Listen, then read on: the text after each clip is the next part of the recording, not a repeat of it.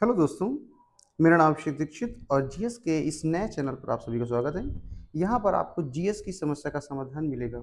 आप किसी भी गवर्नमेंट एग्जाम की प्रिपरेशन कर रहे हो, चाहे एसएससी की बात कर रहे हो, चाहे यूपीएसआई की बात की जा रही हो, चाहे आप आरओ एआरओ या यूपी पीसीएस को लेकर के प्रिपरेशन कर रहे हो और जीएस एक चैलेंजिंग सब्जेक्ट लग रहा है, तो यहाँ पर हम आपको सीरीज वाइज चाहे हिस्ट्री, चाहे geography, polity, economics, current affair, in all subject सभी पर हम आपको एक स्ट्रेटजी के साथ में माइंड मैप, फ्लो चार्ट्स का यूज करते हुए आपको एक आसान तरीके से जीरो से लेकर के एक बेसिक लेवल से लेकर के एक स्टैंडर्ड लेवल तक हम आपको यहाँ पर जीएस की वीडियोस अवेलेबल कराने वाले हैं।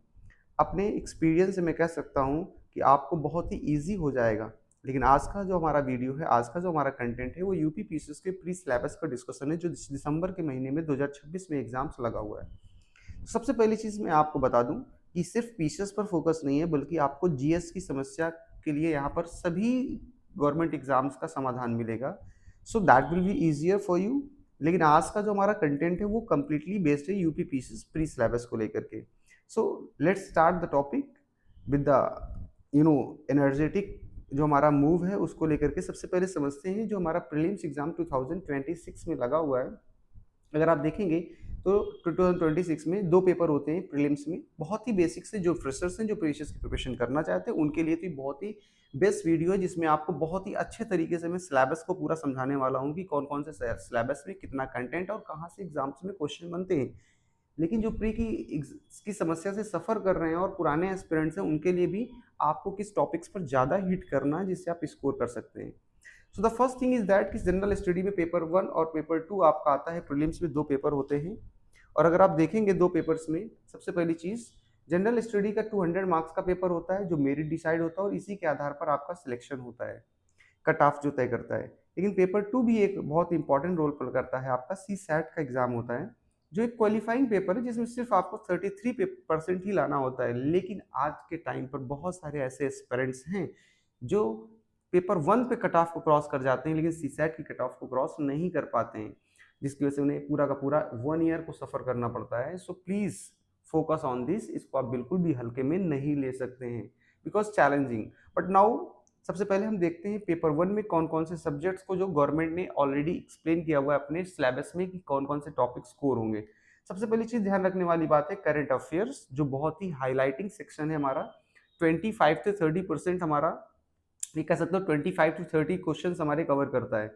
ऐसा इधर आप ये भी देख लीजिएगा, जो हमारे 200 मार्क्स का क्वेश्चन होता है, लेकिन यहाँ पर 150 क्वेश्चंस आते हैं। अब आप ये ध्यान रखिएगा, जनरल्स कैटेगरी में होते हुए आपको 100 प्लस, तो 100 के आसपास तो आपको सिक्योरिटी के साथ सही करना ही पड़ेगा, सिक्योर रहना पड़ेगा। करंट अफेयर एक हो गया, हिस्ट्री एक बड़ा सेक्शन है आपका इंपॉर्टेंट, विल डिस्कस। इसके बाद मैं डिटेल में डिस्कशन करने वाला हूँ, मैंने आपको पूरी पीपीटी दिखाई हुई है, इसमें पूरा डिस्कशन करने वाला हूँ और कौन से सेक्शन पर ज़्यादा फोकस करें जिससे कि आपका एग्जाम्स में इजीली कवर अप कर जाएगा और इजीली आप कट ऑफ को क्रॉस कर सकते हैं। जियोग्राफी गवर्नमेंट ने लिखा हुआ है, पॉलिटी से क्वेश्चन उठाए जाते हैं, इकोनॉमी से क्वेश्चन उठाए जाते हैं, इन्वायरमेंट से क्वेश्चन पूछे जाते हैं, साइंस एंड टेक से क्वेश्चन पूछे जाते हैं। यूपी स्पेशल है जो कि हम हिस्ट्री में ही उसको मैंने यहाँ पर डाल रखा है, लेकिन यूपी स्पेशल से भी क्वेश्चन पूछे जाते हैं, एक ये ध्यान रखने वाली बात है। सी सैट के बारे में मैं आपको हल्का सा बता देता हूँ। कॉम्प्रहेंशन से क्वेश्चन उठाते हैं, रीजनिंग आता है, एनालिटिकल एबिलिटी आते हैं, decision making, mental ability and basic numeracy से रिलेटेड क्वेश्चन आते हैं, आगे हम डिस्कस करने वाले हैं। सबसे पहले आते हैं पेपर 1, जो कि एक बहुत ही इंपॉर्टेंट और ब्रॉड सिलेबस है, लेकिन उसे अगर हम सही तरीके से समझें तो फ्लो चार्ट के माध्यम से मैं आपको बताने का प्रयास करता हूँ कि जो पेपर 1 है उसमें कौन कौन से टॉपिक्स और कितना वेटेज है किसी सब्जेक्ट को लेकर के। सबसे पहला अगर आप देखेंगे तो current affair, which is the most important, किसी भी गवर्नमेंट एग्जाम के लिए सबसे इंपॉर्टेंट सेक्शन माना जाता है। 15 से 25 क्वेश्चन आने की संभावना होती है, इवन दो 35 क्वेश्चन तक भी एग्जाम में पूछे गए हैं। सबसे इंपॉर्टेंट टॉपिक आपका राष्ट्रीय और अंतरराष्ट्रीय घटनाएं, इंटरनेशनल नेशनल न्यूज, यानी कि इसमें तो सब कुछ आ जाता है। अगर आप देखेंगे तो नेशनल इंटरनेशनल इवेंट्स जो भी हो रहे होते हैं उन पर आपको नजर बनाकर रखनी है। यूपी पर जो भी चीजें हैं, जो भी पॉलिसीज हैं, जो भी प्रोजेक्ट्स चल रहे हैं, बिकॉज आप यूपी पीसीएस की तैयारी कर रहे हैं तो उससे भी जो भी क्वेश्चन पूछे आएंगे तो उनके लिए आपको प्रिपेयर रहना है। बहुत सारे reports, index and award international और नेशनल लेवल पर जारी किए जाते हैं, आपको उस पर भी नजर बनाकर रखनी है। डायरेक्ट क्वेश्चंस पूछे गए हैं एग्जाम्स में। साइंस एंड टेक की बात कर लेता हूं तो यहाँ से भी क्वेश्चंस उठा करके पूछे जाते हैं, तो आपको इसके लिए भी प्रिपेयर रहना होगा। So this is the current affair का सेक्शन है। अब क्वेश्चन आता है कि जो लोग बुक्स को प्रेफर करते हैं पढ़ने के लिए, वीडियोस को नहीं करते हैं, उनके लिए क्या करना चाहिए। They can prefer newspaper, newspaper पढ़ सकते हैं, लेकिन एक चैलेंजिंग सेक्शन होता है, सबसे हैबिट में नहीं आता है। तो आप मंथली मैगज़ीन्स करंट अफेयर को भी कवर कर सकते हैं। पीवाईक्यूज़ देखने से आपको फ़ायदा ये होगा कि आप लास्ट ईयर किस तरह के क्वेश्चंस पूछने का ट्रेंड रहा है यूपीपीसीएस का, उससे आप एक एनालिसिस कर सकते हैं। And multiple revision current affair का ही आपको ध्यान रखना है, बिकॉज इसका बहुत ही गोल्डन रूल है कि फैक्ट्स कवर करने से नहीं होगा, इश्यूज और बैकग्राउंड को समझेंगे तभी चीज़ों को एनालाइज कर पाएंगे। क्योंकि यूपीपीसीएस सिर्फ और सिर्फ आपका फैक्ट्स नहीं पूछता है, 1 2 3 ऐसे ऑप्शंस देने के बाद ABCD आपको करेक्ट कराएगा, 1 और 2 से सही करना है, दूसरा और तीसरा सही है, तीसरा और पहला सही है, इस तरीके से ऑप्शंस में एनालिसिस करवाता है। So for that we have to be command on a current affair, और उसके लिए मैं करंट अफेयर की खुद एक सीरीज स्टार्ट करने वाला हूँ करंट अफेयर को, और बहुत ही बेस्ट वे में। तो अगर आप इंटरेस्टेड हो तो आप उसे बिल्कुल ज्वाइन कर सकते हैं। तो ये तो हुआ पहला सेक्शन। दूसरा सेक्शन जो इंपॉर्टेंट है वो है हमारा हिस्ट्री। हिस्ट्री बहुत बड़ा रोल प्ले करता है यूपी के किसी भी एग्जाम्स को लेकर के। 20 से 25 क्वेश्चंस लगभग पूछने का ट्रेंड रहा है हिस्ट्री में। अब हिस्ट्री को अगर हम बाइफरकेट करते हैं तो हिस्ट्री में 3 section, ancient, medieval and modern and freedom struggle. आपका ये 4 सेक्शन में तोड़ सकते हो, बट मॉडर्न तक आप भी आप रख सकते हो 3 में। इन हिस्ट्री जो हमारी आफ्टर इंडिपेंडेंस है उसको भी आप कवर अप कर सकते हो। तो 3 बेसिकली सेक्शन है जिसमें सबसे ज्यादा वेटेज रखता है एग्जाम्स में मॉडर्न हिस्ट्री। बट इसका मतलब ये नहीं कि आपको मेडिवल नहीं पढ़नी, आपको एंशियन नहीं पढ़नी है, बिल्कुल पढ़नी है। तो मैंने यहाँ पर कुछ सेक्शंस, कोर सेक्शंस मैंने ऐड किए हुए हैं। जस्ट लाइक अगर मैं आपसे बोलूँ कि साहब ये जो आपका एंशियंट हिस्ट्री है, एंशियंट हिस्ट्री में इंडस वैली सिविलाइजेशन से क्वेश्चंस अक्सर पूछने की संभावना रही है। वैदिक सिविलाइजेशन से क्वेश्चन पूछा जाता है। बुद्धिज्म और जैनिज्म से क्वेश्चंस काफी पूछे जाते हैं। इसके अलावा आप गुप्तास पर फोकस कर सकते हैं। इसके अलावा मौर्य डायनेस्टी या मौर्य एम्परर, मौर्य साम्राज्य के बारे में क्वेश्चन पढ़ सकते हैं। ये वो कोर सेक्शन है जहां से हिस्ट्री में क्वेश्चंस एंशिएंट से उठाए जाते हैं।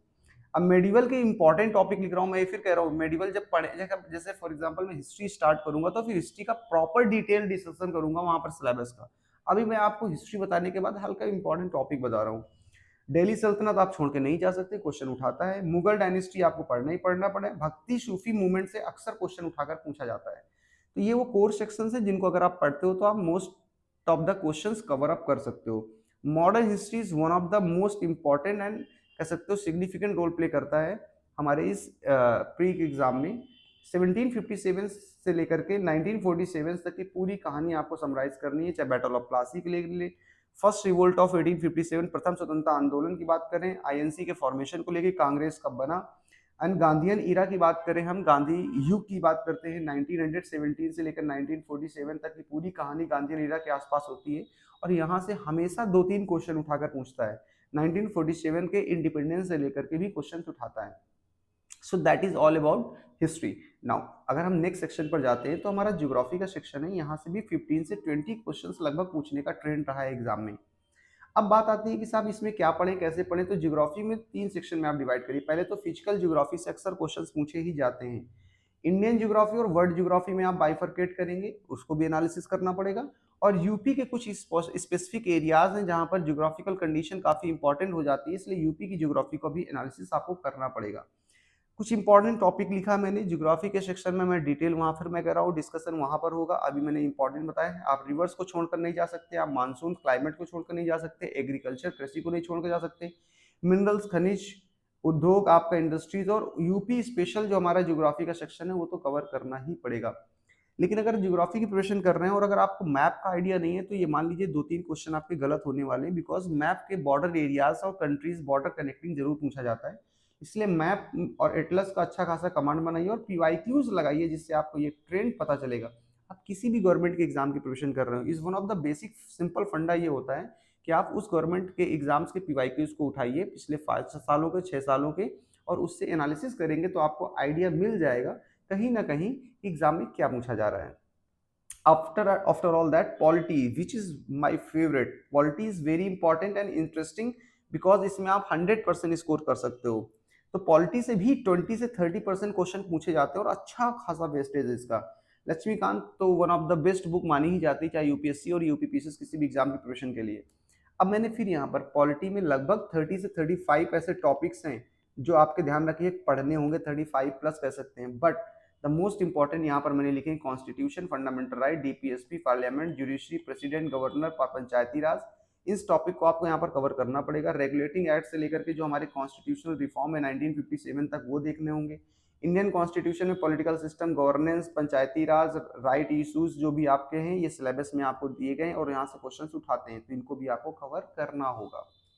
इकोनॉमी सेक्शन की बात अगर करता हूं मैं, तो इकोनॉमी में ही 15 से 20 क्वेश्चंस आपका पूछने का ट्रेंड रहा है, लेकिन इकोनॉमी को हमेशा करंट से जोड़ करके ही आप क्वेश्चंस को कवर कर सकते हैं एग्जाम्स में, अदरवाइज एक बड़ा चैलेंजिंग होगा। तो लेकिन करंट से जोड़ने से पहले आपको बेसिक पर कमांड होना बहुत जरूरी है, इसीलिए कुछ इंपॉर्टेंट बेसिक फंडामेंटल टॉपिक देंगे, जैसे जीडीपी क्या होता है, इन्फ्लेशन क्या होता है, बैंकिंग क्या होता है, बजट, टैक्सेशन, पॉवर्टी, यूपी की इकोनॉमी, इन पर आपको बेसिक कमांड आपको बनानी पड़ेगी।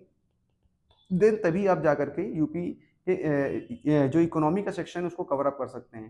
बिकॉज क्या है ना कि करंट अफेयर एक बहुत डाइवर्स एक एरिया है हमारा, और साथ ही साथ ये ध्यान रखिएगा इकोनॉमी भी एक बहुत डाइवर्स ही सेक्शन है, और प्रेजेंट टाइम में तो पिछले 4 5 6 महीने से तो इकोनॉमी पर ही क्राइसिस चल रहा है इंडिया में, एक कह सकते हो 6 महीने के ऊपर होने वाला है। तो बेस्ट तरीका है, पहले आप कॉन्सेप्ट क्लियर करिए, करंट अफेयर के साथ उसे ऐड करिए, फिर गवर्नमेंट जो स्कीम्स है उनको देखिए और एमसीक्यू प्रैक्टिस करिए, तो आप चीज़ों को कवर कर सकते हैं। ऐसा नहीं कि बहुत टफ है, सेम एज इट इज आ जाते हैं इन्वायरमेंट सेक्शन पे। इन्वायरमेंट सेक्शन से भी 10 to 12 क्वेश्चंस आपके तो लगभग आ ही जाते हैं, लेकिन 20 क्वेश्चन तक भी पहुंच जाता है कई बार। तो मार्जिन इसका मैंने लिखा हुआ है 12 से लेकर 18 क्वेश्चंस का।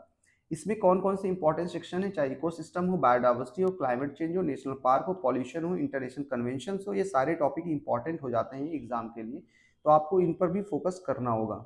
इसके साथ साथ में आप देखेंगे तो मोस्ट इंपॉर्टेंट आपकी कुछ और टॉपिक दिए गए, जैसे रामसार साइट से अक्सर क्वेश्चन पूछता है एग्जाम में, टाइगर रिजर्व से रिलेटेड क्वेश्चन आपको पूछ लेता है, कॉप यानी कॉन्फ्रेंस ऑफ पार्टीज की जो समिट्स होती है इंटरनेशनल लेवल पर, उनके बारे में आपको नॉलेज होनी चाहिए, बायोडाइवर्सिटी हॉटस्पॉट क्या होता है। So all these things are very important, और ये इंपॉर्टेंट टॉपिक्स अगर कोई इतने ही टॉपिक्स कवर कर लेता है तो भी वो इन्वायरमेंट से रिलेटेड क्वेश्चंस को अटेम्प्ट कर पाएगा, एंड बेसिक कॉन्सेप्ट आपको बनाना ही पड़ेगा, उसके बिना तो कुछ हो ही नहीं सकता है।